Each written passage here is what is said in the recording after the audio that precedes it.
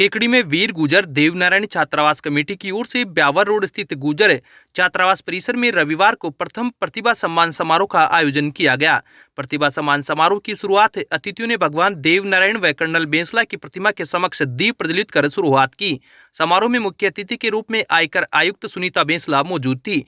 विशिष्ट अतिथि के रूप में चित्तौड़गढ़ एडीएम रामसु गुर्जर, जाजपुर उपखंड अधिकारी दामोदर गुर्जर, मसूदा उपखंड अधिकारी भरतराम गुर्जर, पूर्व जिला न्यायाधीश किशन गुर्जर मौजूद थे। वहीं कार्यक्रम की अध्यक्षता न्यायिक मजिस्ट्रेट युवराज सिंह ने की। छात्रावास कमेटी की ओर से अतिथियों का माल्यार्पण कर व साफा बंधन कर स्वागत किया गया। समारोह में मुख्य अतिथि आयकर आयुक्त सुनीता बेंसला ने कहा कि समाज के लिए कर्नल बेंसला ने अपना पूरा जीवन शिक्षा के प्रचार प्रसार, सामाजिक एकता व राजनीतिक जागृति के लिए दिया था। कर्नल साहब की बदौलत ही समाज आज प्रगति कर रहा है। उनकी नीतियों से गुर्जर समाज ही नहीं बल्कि सर्व समाज प्रभावित था। उनके किए गए कार्यों को समाज कभी भुला नहीं पाएगा। सुनीता बेंसला ने कहा कि प्रतिभा सम्मान समारोह के आयोजन से प्रतिभाओं को आगे बढ़ने का अवसर मिलता है। इस आयोजन से प्रतिभाओं में प्रतिस्पर्धा बढ़ेगी, जिससे समाज के अधिक से अधिक युवा सरकारी नौकरियों में अवसर पा सकेंगे। समारोह को संबोधित करते हुए एडीएम रामसु गुर्जर ने कहा कि गुर्जर समाज में आज भी बालिका शिक्षा की स्थिति दयनीय है। समाज के लोगों को अपनी बालिकाओं को अधिक से अधिक उच्च शिक्षा प्रदान करने में सहयोग करना चाहिए, जिससे बालिका उच्च पदों पर आसीन होकर अपना, परिवार का व देश का नाम रोशन कर अपनी अहम भूमिका निभा सके। समारोह को संबोधित करते हुए न्यायिक मजिस्ट्रेट युवराज सिंह ने कहा कि समाज को मृत्युभोज, बाल विवाह, दहेज प्रथा जैसी कुरीतियों को त्यागना होगा, जिससे समाज आगे बढ़ सके। समारोह को संबोधित करते हुए भरतराज गुर्जर ने समाज के लोगों को शिक्षा पर ध्यान देने की अपील की। समारोह को अन्य अतिथियों ने भी संबोधित किया। समारोह की शुरुआत में अतिथियों द्वारा छात्रावास में नवनिर्मित हॉल का फीता काटकर उद्घाटन किया।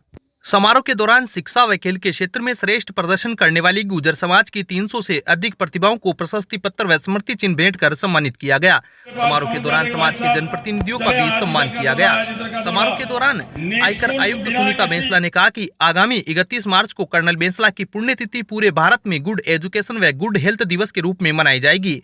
कर्नल बेंसला की बदौलत ही समाज को 5% आरक्षण मिल पाया था।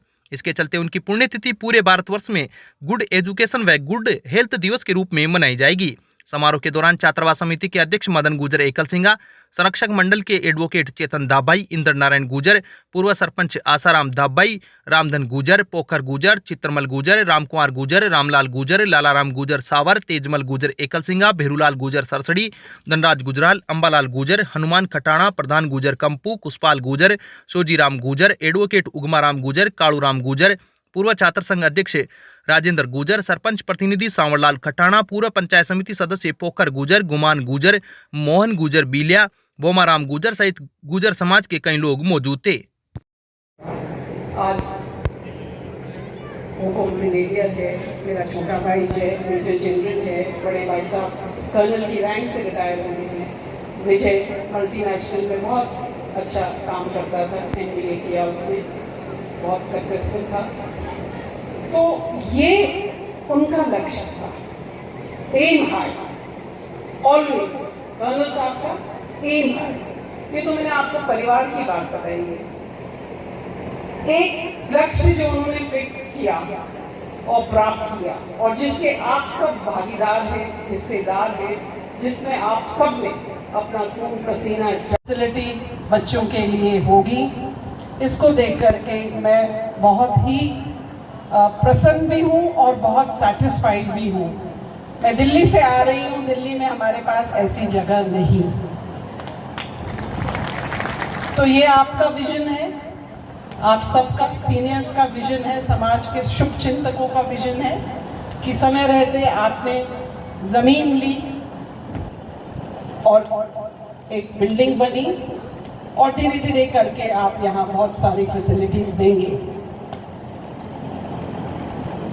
बात आज शिक्षा की है और एक छात्रावास बच्चों को क्या देता है? एक अच्छा माहौल पढ़ने के लिए। समाज की बहुत बड़ी जिम्मेदारी होती है बच्चों के प्रति, अच्छी सुविधा देना। हमारे पास पैसा होगा, हमारे पास इच्छा शक्ति होगी तो हम अच्छी सुविधा दे सकते हैं, पर क्या बच्चों को सही गाइडेंस मिल पा रहा है? क्या हमारे बच्चे सही दिशा में पढ़ रहे हैं, क्या उनका एक फोकस्ड अप्रोच है, क्या उनका एक्सपोजर सही है, इसकी जिम्मेदारी भी हमको लेनी है। सिर्फ बिल्डिंग निर्माण करने से काम पूरा नहीं होता। जैसे माँ बाप अपने बच्चों को पढ़ाते हैं, उनके चरित्र को, इस एकता को और आगे बढ़ने का संकल्प, निरंतर हम आगे बढ़ते हैं। इतनी सारी कुरीतियों के बारे में बात हुई, रामसिंह जी तो बहुत काम कर रहे थे। एक कुरीति आपने नहीं उसके बारे में चर्चा करी, जिसकी वजह से मैं तो शर्मशार हो ही जाती हूँ, वो है दहेज। जितने हमारे लड़के जिनकी नौकरियां लग रही हैं, अच्छे जॉब्स पे आ रहे हैं, उनके माँ बाप उतनी ज़्यादा दहेज मांग रहे हैं। लोगों के बहुत सुझाव थे और अधिकारीगण वहाँ पर बहुत थे। तो कर्नल साहब ने कहा कि तुम्हारे सुझाव हैं, मैं कोशिश करूँगा इन पर अमल कर पाऊँ, पर आप लोग बताइए कि आप समाज को क्या दे रहे हैं, आपका क्या दायित्व बनता है, आपका क्या कर्तव्य बनता है, आपका क्या योगदान है। उस समय उनके सवाल ने हमको निरुत्तर कर दिया और कोई स्ट्रक्चर तरीके से हम समाज के लिए काम नहीं कर रहे थे। तो तुरंत सोचा कि हम क्या कर सकते हैं। हम वही कर सकते हैं कि जो हमारे पास है वो हम समाज के डिजर्विंग, नीडी और जो अभाव में जी रहे हैं बच्चे, नॉलेज के अभाव में जी रहे हैं, हम उन तक जाएं और उनको बताएं कि आपके लिए एम्प्लॉयमेंट अपॉर्चुनिटीज़ क्या हैं। तो तभी एक निर्णय लिया गया कि हम दूर दराज जहाँ पर हमारे समाज के बच्चे बस रहे हैं और जहाँ कोई नहीं पहुँच रहा, वहाँ हम जाएं और करियर काउंसलिंग और मोटिवेशनल वर्कशॉप्स करें।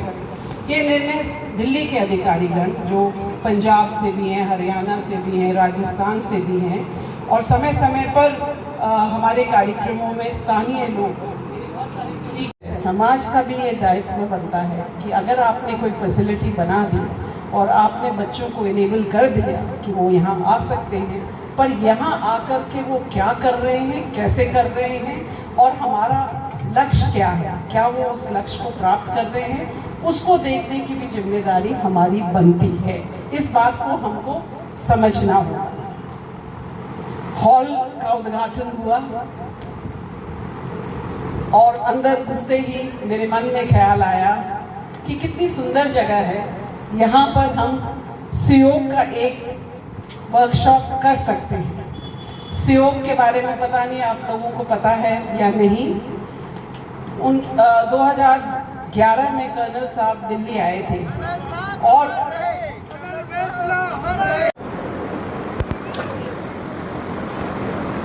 जिनके बदौलत ये संभव हो पाया है कि आजादी के 70 साल बाद, भले ही 70 साल बाद, लेकिन 2019 में समाज को पहली महिला आरएस मिल पाई। आजादी के 70 साल बाद 2019 में समाज को पहली महिला आरपीएस मिल पाई। बहुत बड़ी बात है। समाज के इतर और जो दोस्त हैं और जो साथी हैं, वो बैठ के कभी बात होती है तो वो कहते हैं कि हमने इतिहास में पढ़ा था स्वामी दयानंद सरस्वती को, ईश्वरचंद्र विद्यासागर को, ज्योतिराव फूले साहब को। अगर वर्तमान परिप्रेक्ष्य में बात करें तो सामाजिक प्रणेता, समाज सुधार आंदोलन के प्रणेता के रूप में कर्नल साहब से बड़ा कोई नाम समाज सुधार के क्षेत्र में अगर हो पूरे समाज में या पूरे परिदृश्य में, तो वो कोई नजर नहीं आता है। और हम वास्तव में इस बात के लिए गौरवशाली हैं कि हम कर्नल साहब से जुड़े हैं।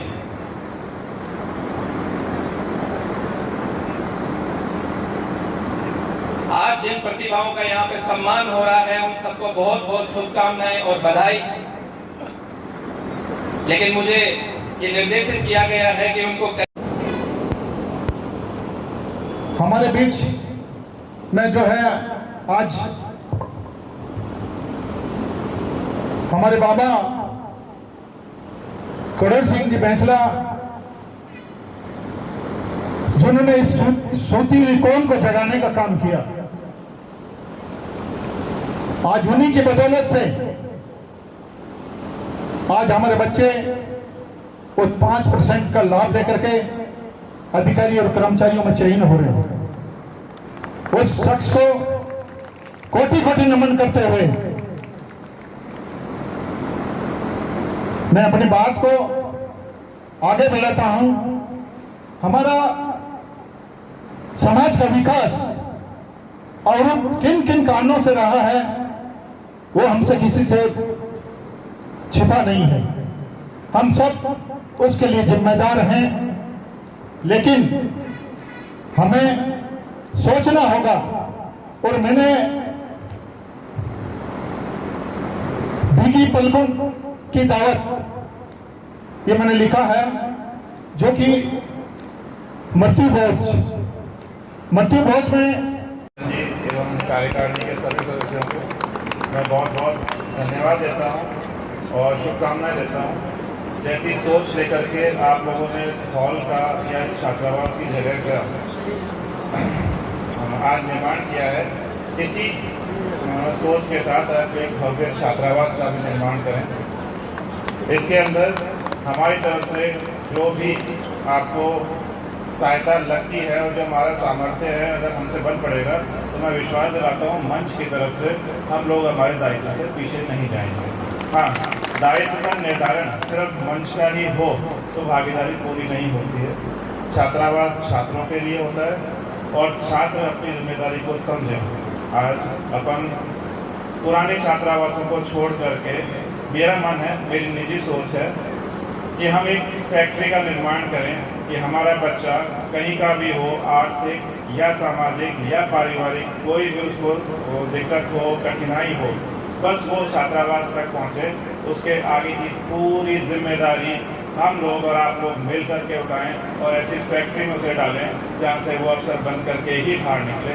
तो हम समझते हैं हम हमारे समाज को द्रुत गति से और एकदम फास्ट फॉरवर्ड तरीके से आगे ले जा पाएंगे।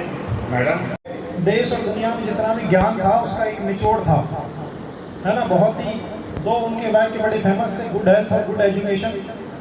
और ये सच है कि अगर इन दो चीज़ों पे ध्यान कोई भी समाज जब जब देता है तो उस समाज की प्रोग्रेस को कोई रोक नहीं सकता। तो सबसे पहली चीज़ होती है हेल्थ और फिटनेस, है ना। हमारे भारत का जो पुराना ज्ञान है वो भी यही है कि पहला निरोगी काया, है ना, ये सब जानते हैं। इसके बावजूद जिंदगी की भाग दौड़ में या कई सारे फैक्टर्स की वजह से हम लोग अपने स्वास्थ्य का ध्यान नहीं रख पाते और अधिकतर बार उसका कारण हमारा आलस होता है ना। विशेष करके कॉलेज में जो बच्चे जाते हैं उसके बाद थोड़े ज़्यादा आलसी होते जाते हैं, तो हम लोग अपने फिटनेस और स्वास्थ्य का ध्यान नहीं रख पाते। आज की तारीख में राज्य सरकार भी इस चीज़ को बहुत प्रमोट कर रही है। अभी कुछ समय पहले ही ग्रामीण ओलंपिक खेल हुए थे और जैसा आप लोगों को पता होगा कि बहुत सारे लोग जो स्पोर्ट्स में अच्छा करते हैं, यानी नेशनल और इंटरनेशनल लेवल पर जो मेडल प्राप्त करते हैं, उनको सीधे नौकरियां भी दी जाती हैं। तो आज की तारीख में यदि कोई आदमी पैशनेट है स्पोर्ट्स को लेकर और वो स्पोर्ट्स में वाकई अच्छा करता है, तो जो उसका शुरुआती उद्देश्य होता है, गांव में तो जो छोटे होते हैं सब लोग यही सोचते हैं कि हमारी किसी तरह नौकरी लग जाए, तो वो नौकरी अपने आप लग जाती है। और यहाँ पे भी शायद कोई एक इंटरनेशनल खेला हुआ आदमी है